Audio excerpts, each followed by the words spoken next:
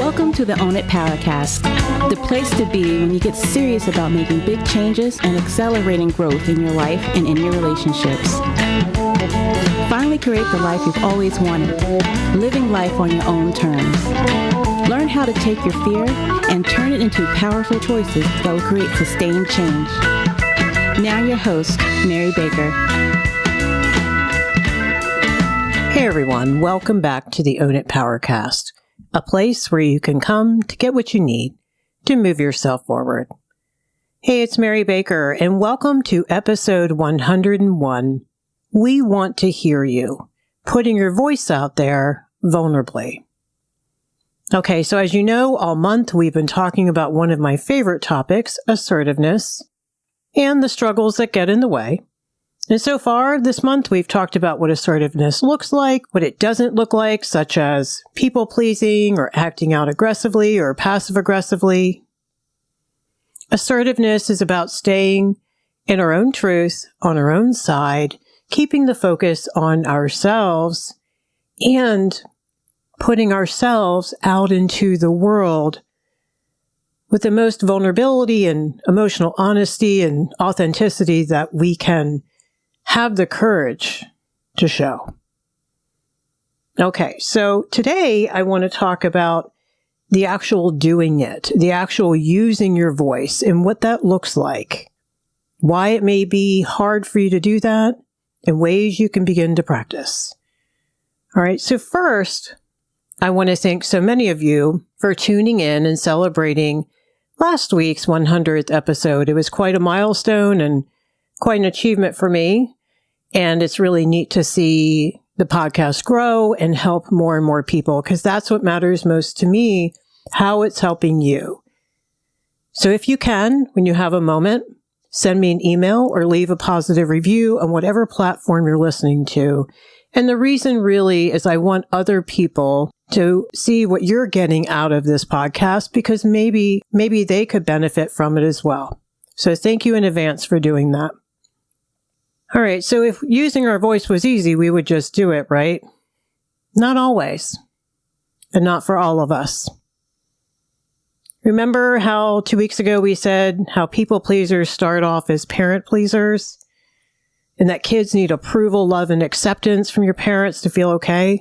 Well, a lot of us learned that using our voice may not have been a good idea in the family. And then we had experiences ongoing after that, enough of them to imprint us, to make us think that we shouldn't use our voice. Something bad might happen. We might lose love or approval. People won't even listen. They won't take us seriously. They might, in the case typically of sibling behavior, ridicule us, shame us, embarrass us, humiliate us. Remember, parents who are so preoccupied with their own pain, siblings who are preoccupied with their own pain because their parents can't be what they need, can make it difficult for you to have had your voice in an assertive way, not in an aggressive way to act out to get what you needed, but not stuffing your feelings either. So there are very good reasons why you may have a hard time really putting your truth out there today. And that's okay, and it's not your fault. You know, like you've heard me say many times, 4-year-olds know exactly how they feel, and they have no problem telling us. And I want you to take a moment right now and think back to what it was like when you were 4. How you might have expressed yourself. What are the stories you've heard about yourself and the family? Even those stories can give you some really great information. Like if a family member says, God, I can't believe when you were little, you just wouldn't shut up. What kind of connotation goes with that? Not a positive one. So I want you to think about the messages that you received about being an expressive 4-year-old as well. Because those messages, remember, we can turn into beliefs that we hold and then live out.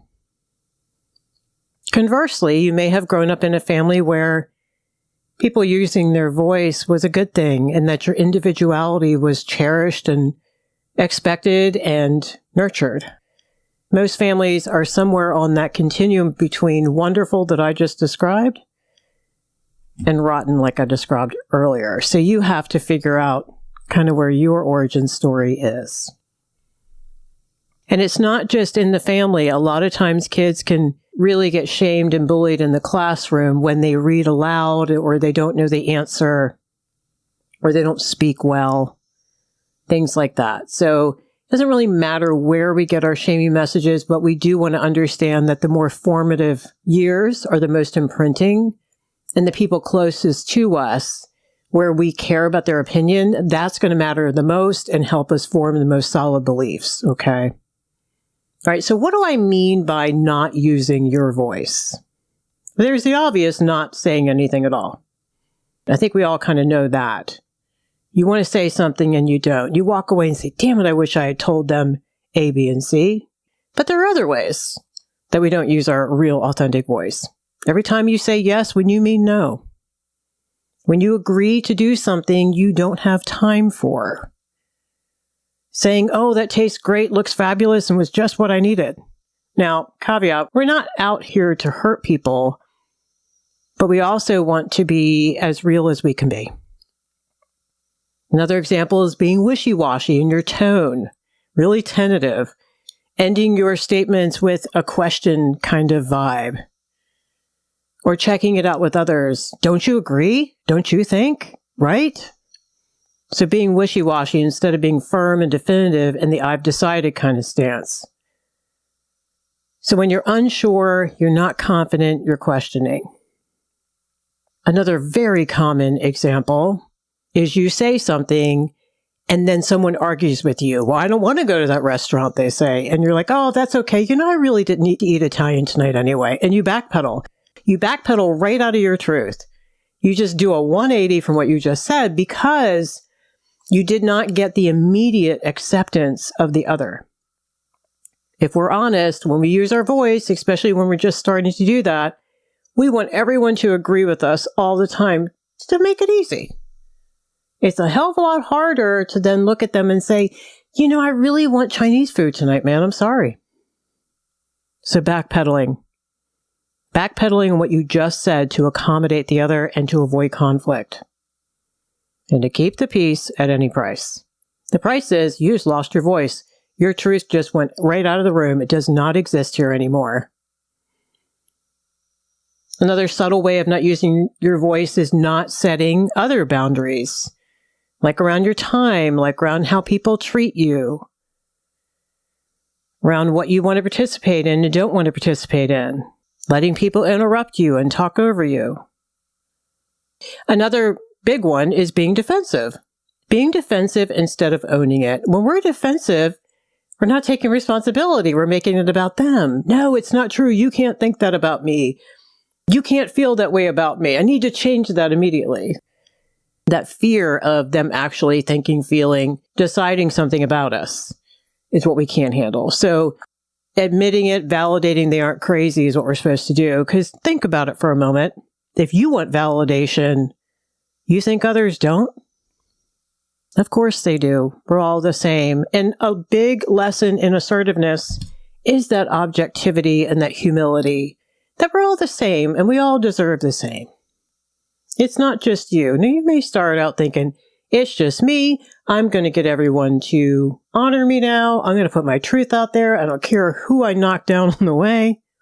But eventually we understand that there's healthy detachment and separateness, and we actually want others to feel as honored as we want to feel. So finally, another way we don't use our voice is denying what we deserve. You know, we all deserve love and respect, kindness, help, partnership, time together, maybe a better salary.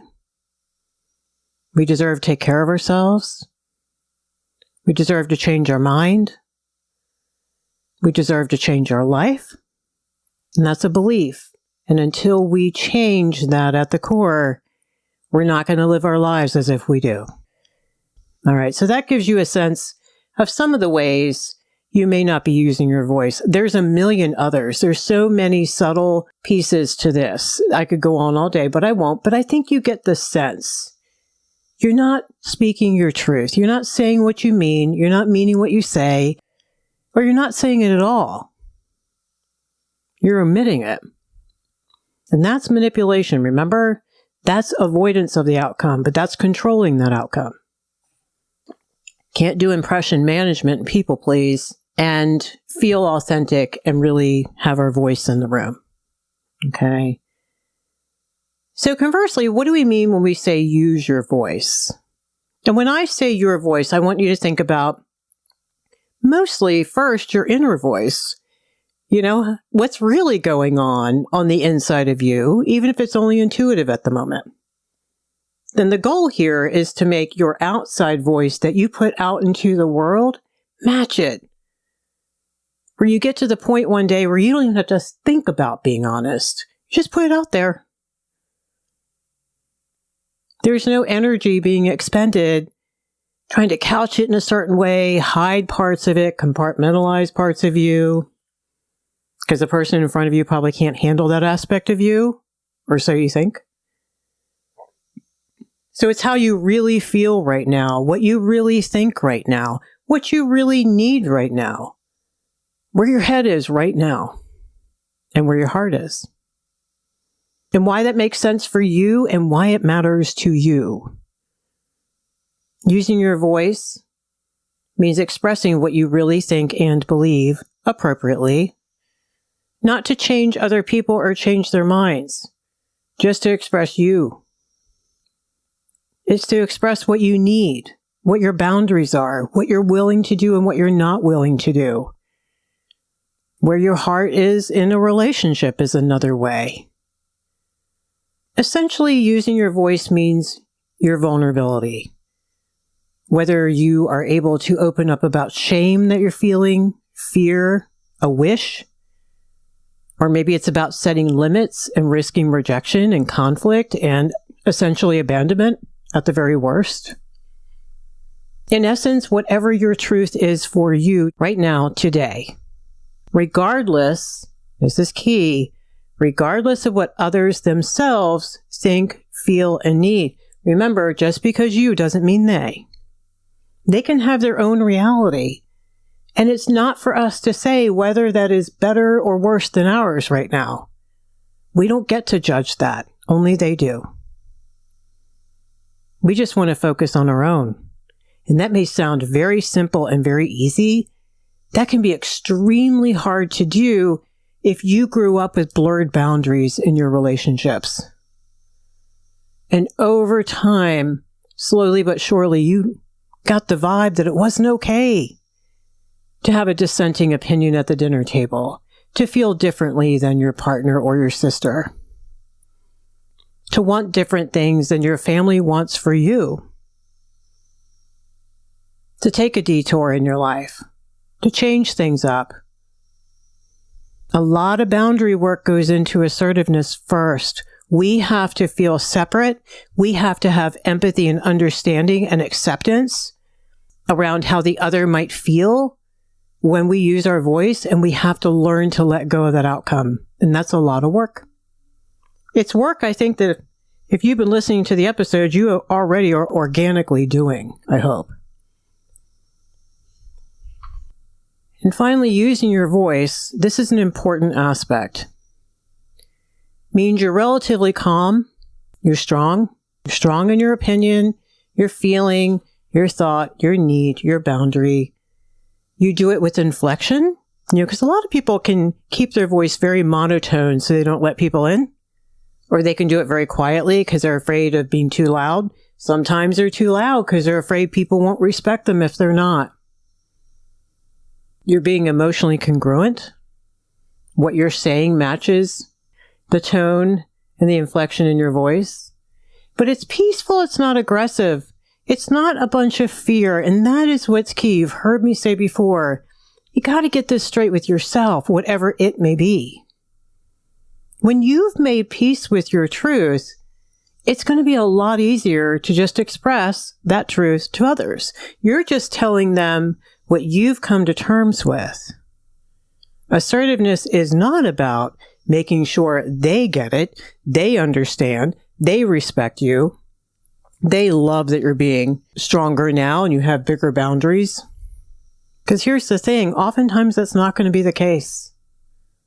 And it can't be about them. If it's about them, you got to regroup, figure it out. What are you really trying to do? Because your voice is about you, not them. It's hard to do this, number one, in the beginning. So I want you to know that. If you're just starting to do this, you're not going to do that. You're still going to be so damn focused on how they're going to take it, what their face is going to look like, how they're going to feel, what they're going to think of you. Your membrane around yourself isn't strong enough yet, and that's okay. But I want you to aspire to the vibe that it's about you, not them anymore. Because remember, with people-pleasing, avoidance, and other forms of manipulation, we're all focused on that outcome, on their possible reactions, the impending doom of conflict. And basically, you're trying to control the outcome by contorting yourself to be what they need. So those awful things you fear won't happen. With being assertive is opposite of that. You're simply giving others information about you, though. What you think, feel, and need, believe, and are choosing to do. For you, not them. It's not about them. And if you're secretly hoping for that outcome, remember, go back to the drawing board because you're not ready yet. And that's okay. That means to me, that tells me that you still have some fear that it's okay to need what you need. That it's okay for you to say no. That it's okay for you to change or leave the relationship or ask for help. And that tells me you might need other safe people around you or a good coach to cement that for you so that you finally believe that it's okay to ask for healthy things and it's okay to stand your truth. So it just means that we still have too much fear and maybe other distorted beliefs that are in the way of being calm and grounded. And remember, they get to have a voice too. And maturity means that we learn to accept and respect and tolerate others' emotions too. Their no to us, perhaps. And know that as you begin to really value your own thoughts, your feelings, your truth, you'll have respect. And guess what? You're eventually going to require other people in your life to speak their truth as well. Because that's going to be the new way to operate.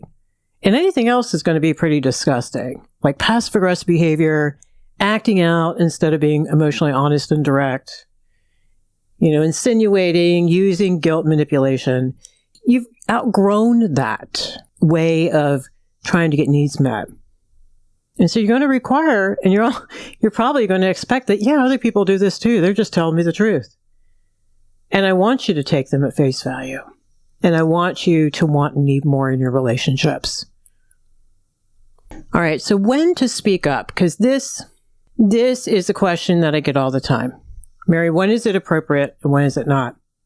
And first, I want to preface by saying every situation is different and we have a lot of things to consider. Is this a good time? Okay. Am I being respectful? Is it appropriate? I mean, like at a funeral or someone just had something bad happen. Do I bring up that thing that pissed me off last week? Maybe not. Maybe I'll wait. Okay. As long as I'm not waiting all the time and finding excuses. So you have to find that healthy middle there. All right. So timing is important. Follow your intuition. Then also know you're going to screw this up. And that's okay. You're going to wait to the last minute till they have to get off the phone or walking out the door because you're not going to have courage. And finally, it's too late to be scared anymore. You just have to do it. You're going to screw this up and then you're just going to go back and apologize. Sorry, I threw that at you when you're walking out the door. I realized you didn't have enough time to talk about it. But when to speak up, what situations really warrant it? First one, I think, is when someone has crossed a line and they're trying to instill fear in you. We're not supposed to have fear in our relationships, remember? Ever. There's no need. Only fear we should have in relationships is if we don't want to lose someone's respect and love and we don't want them to feel unsafe. Then we choose not to be a jerk. Or we choose not to be irresponsible. That's a different kind of fear. When someone's being verbally abusive to you, never, ever, ever is it okay. Shaming, being condescending, calling you names, threatening you of any kind. Threatening control of money, threatening physical harm, threatening just to terrorize you emotionally. I don't care. And I don't care if they really didn't mean it, because that's not okay. Threatening divorce is a big one, or threatening to leave the relationship. When you hear people do that often, but they never pull the trigger, that's abusive, because they're lying. They're using it to control you, to stop your behavior, usually when you're trying to set a boundary or speak up about something. That's why I think it's even worse, because it's not real and you can't trust it. So you would say, I don't allow myself to be treated this way. And if you can't stop, I'm ending the conversation, I'm leaving, etc. Okay? So when someone is crossing your boundaries is when you need to stand up for yourself. Maybe not in the moment, but you can go back after the fact and let them know where you are, what you're willing to tolerate and what you're not. And that's on you to decide what your worth is. That's on you to figure out what's healthy and what's not. Another time it's good to speak up is when you need something. Maybe you need advice, some support, actual physical help. Maybe you just need someone to help generate ideas. Maybe some time to hang out. Maybe you need to borrow something. Maybe you need them to step up. Maybe you need for them to show you they are present and that they're listening and that they care. Maybe you need their partnership, if that is your partner or your sibling or your coworker. Maybe you need their respect. So when you need something in a relationship, and that is vulnerability, and it is not courageous to not need. That's cowardice. That's self-protection. And if you feel that way, it's there for a reason, but it does not scream confidence to not need. Not that we put all our needs on others and we don't take care of ourselves, but there are certain things that we have to get from other people that we can't self-supply. That's how you know that. Another time where it's good to use your voice is when you've decided something. Now, this is riskier. Maybe you've changed your mind. So be respectful and tell them, because they can't read it. Remember, be so much easier if they could. I know. But they can't.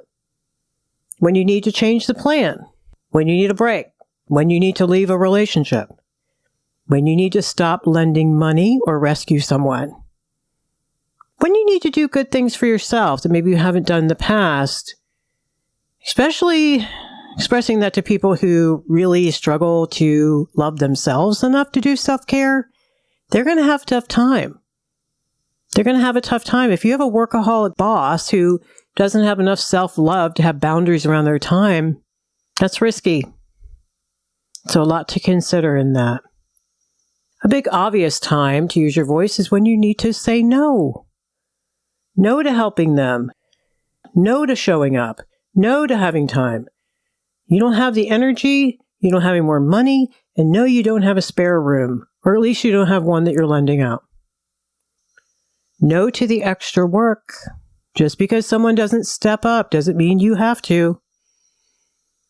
Maybe no to the wonderful opportunity you just don't have the time to partake in right now.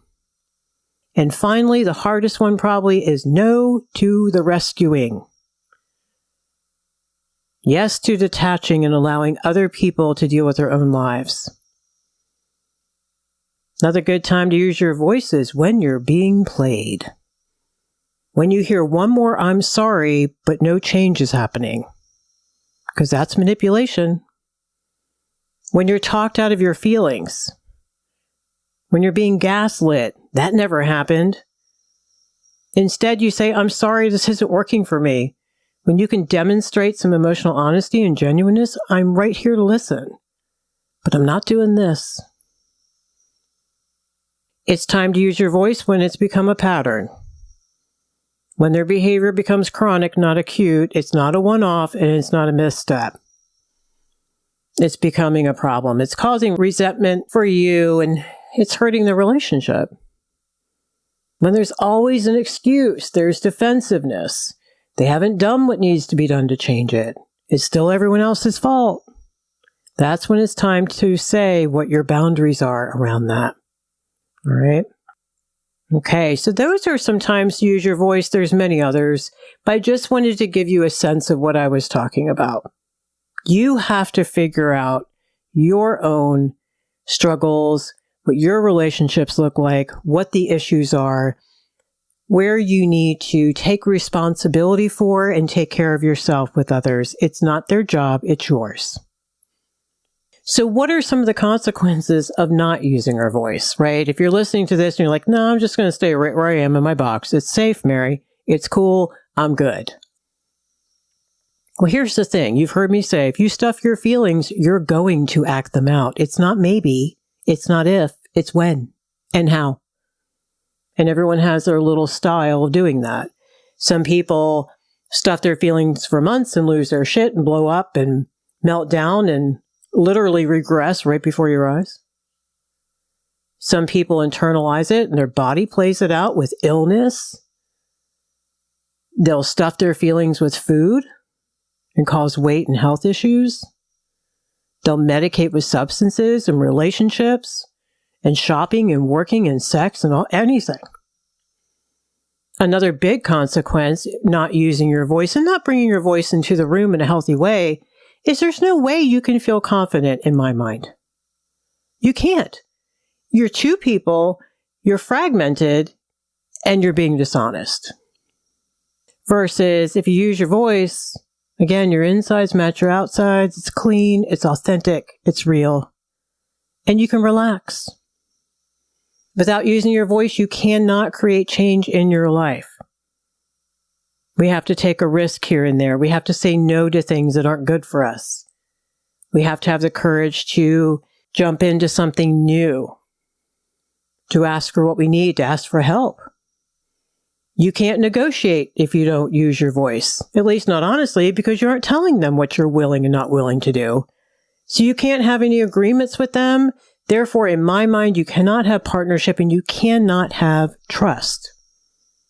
You can't have functional trust or emotional trust. And change won't happen in those relationships without it. And finally, a big one and a sad one is people can't get to know the real you. And therefore, you can't truly connect with them. So your relationships are going to be very limited, very stilted, very surface. Maybe the only time you feel connected is after or during a big fight, because at least it's honest then. And that's sad. Using your voice is so important. And we want to hear you. We want to connect with you. We want to know what's going on with you. We want to hear your amends. We want you to risk asking for what you need. And we want to be able to respect you. And I can tell you, I've worked with enough relationships that cannot happen if you do not speak your truth. We want you to speak honestly and believe in yourself. We want you to choose and own your choices. And we want to negotiate with you in an honest way. And we can't if we don't know where you really stand. So what do you think if you were to speak more authentically? What comes up for you when I say that? Maybe a mix, maybe some excitement, some fear. What about the people around you? Do you think they could handle it? Why or why not? Do you think you put people around you who speak honestly? What would happen if you were more emotionally honest with others and more open and vulnerable? What would that be like? What's scary about that? And what would be wonderful? As you look back over your life, perhaps what has been the price that you've paid to keep the peace? To contort yourself, to not say what you need, to not say no, to not reveal the real you. Being assertive means being who you are, remember, regardless of who is standing in front of you, because it's about you, not them. You have your own approval now that you care about more than theirs, and you're owning and using your voice as best you can. We don't do perfect here, as best you can. And you'll know at the end of the day whether you put your truth out there or not. When you do, You'll be terrified and you'll feel 1,000% more alive and connected to others and connected to life. All right, so today we talked about how rediscovering your confident inner 4-year-old and begin to use your voice to express the truth means living more fully and more authentically. We talked about using your voice with kindness, with firmness and conviction, and most importantly, the vibe that you are straight with you. You've made peace with you. And it's about making your insides match your outsides. And it's about putting your voice out there to be heard and to be acknowledged. So we wrap up the month today on assertiveness. Such an important topic. If you need coaching around that, check out the website. If you need more information, check out previous episodes. We've talked a lot about that over the episodes, and we will continue because it's so important. Thank you so much for joining me today. May you stand in your truth and love your truth. Hold on to hope and try your best this week to honor the truth that other people are expressing to you in healthy ways. Be sure to check the show notes at ownitpowercast.com. Sign up for the newsletter. It comes out every Tuesday. Where there are bonus downloads for the episodes, that's where you can grab them. All right, so pay it forward. Keep focusing on you, and I'll see you next time. We hope you took away some useful insights and tools you can begin using right away. If you did, please leave a positive review and share on your social media. Because could you imagine if everyone in your life really got it together? Remember, own it now, so you can really own it later.